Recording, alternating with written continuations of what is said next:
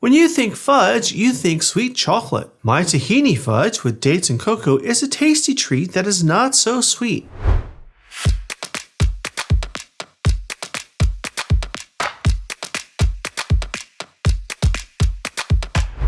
Hi everyone, welcome to Let's Celebrate TV. I'm your host, Peter Lee. Today, our celebration is all about a treat. We're going to be making a tahini fudge with dates and chocolate. Tahini fudge. What is it? This is a very easy recipe to make. It is, believe it or not, a no-cook recipe and it's a vegan recipe. I know. Pete, vegan?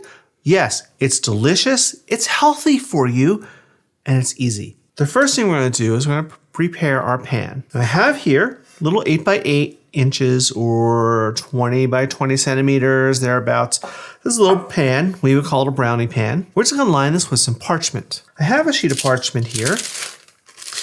Now, you may think, oh, I have to fold it and cut it and do all kinds of things. No. Watch this. It's a little hack. We're going to take this piece of parchment. Just going to crumple it up. Now, we're going to unfold it.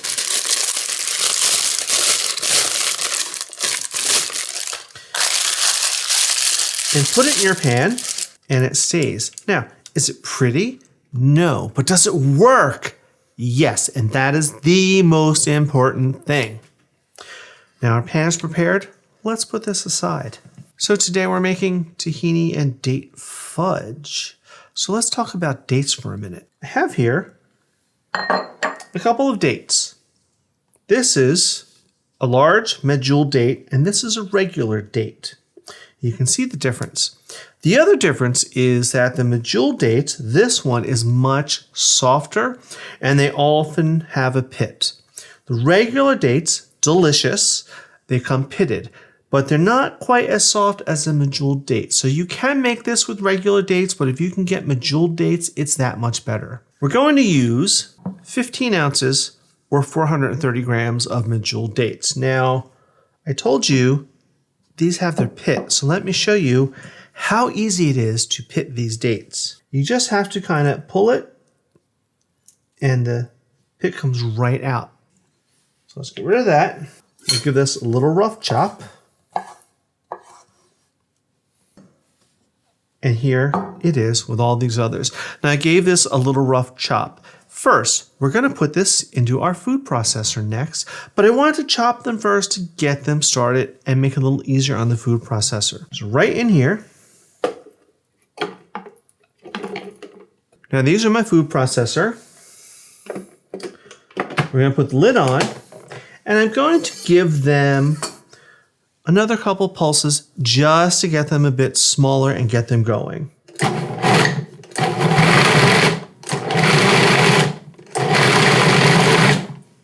You don't need to grind them down to nothing, but you want to get it started. Now let's put the rest of these flavorings in. Next up is tahini. You might be wondering, what is tahini? Tahini is ground up sesame seeds. It's used in a lot of different cuisines and a lot of different countries. And what you want to do is make sure you get 100% pure ground up sesame seeds. You don't want any additives or stabilizers in it. Now, sometimes when you buy these jars, and there are different brands, you may see some oil on top. If that's the case, drain that oil off, but reserve it, because the tahini can get quite thick, and you may need to add a few drops to this to get it not so thick. So reserve that oil. This is 16 ounces or about 454 grams of tahini, and I drained off the excess oil. We're going to pour this right in. Give it a little scrape. Get every last bit of it in here.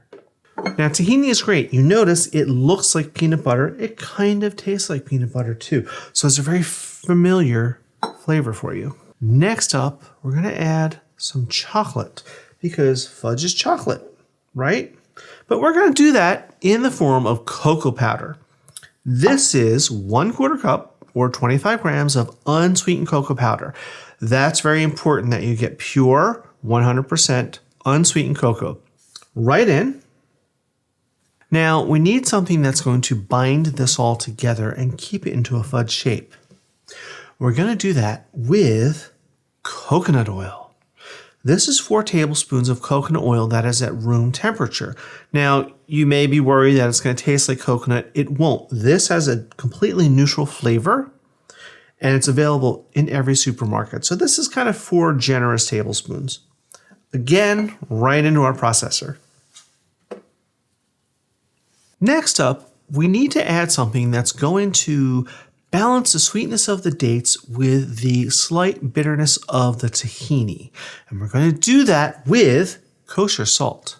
1.5 teaspoons kosher salt right in.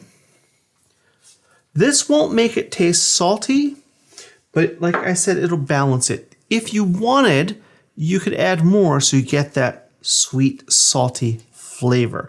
But I like to start with this amount and then adjust it later. Now, we're going to blend this all together until it's almost smooth. So here we go.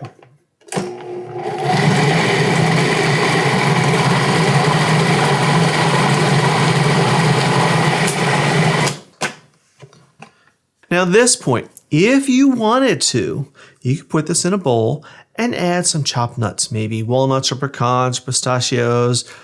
We have some denture issues here in this house, so I'm not going to add chopped nuts today. Now remember that pan that we prepared? We just need to pour this into the pan.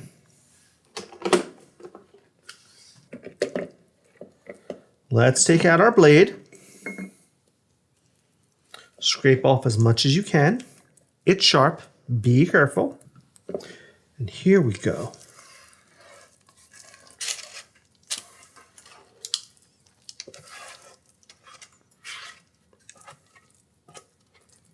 All right, we're out of the processor, into our pan. We just need to smooth it out a bit. Make sure it's in all the corners and that it's nice and even. Now at this point, you could also decorate the top with some nuts or coconut if you wanted to, but I'm gonna leave it plain because it is delicious as is. Now, I said this is a no-cook recipe, so we're gonna put this in the refrigerator for 2 hours or until it's fully set. So, off to the fridge. It's been 2 hours and here we are out of the fridge. Let's cut this up and taste it. Now, remember this parchment hack I told you? Watch this. Right out of the pan. No fuss, no muss. And now, we can just peel this off.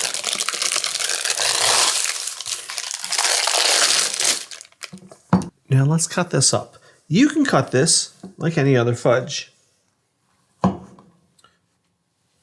Or brownies, whatever you like. Cuts very nicely. Now there's one little caveat to this fudge. You must keep it in the fridge. This is not something you want to put out for a party. This is more something you want to keep in an airtight container, tucked in the back of the fridge, so that when your family's getting on your nerves or you've had a bad day or whatever, it's a random Tuesday, whatever you need, you just kind of go in the fridge when no one's looking and you steal a piece and it makes everything better. Now look at that. Looks like fudge. Feels like fudge. Does it taste like fudge?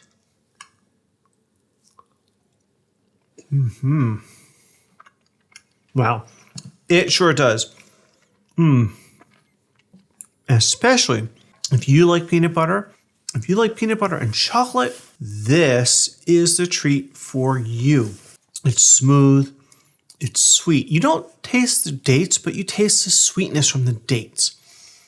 The tahini makes it taste like peanut butter, and there's that little hint of salt in the background that's balancing the sweetness and the bitterness from the tahini.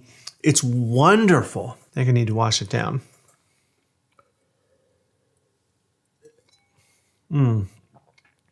Chocolate and red wine. Marriage made in heaven. All right, if you like this episode, you want to have more, sign up for our newsletter and you'll get a recipe every single week. While you're at it, hit that subscribe button, hit that like button, and hit that notification bell, and you'll never miss an episode.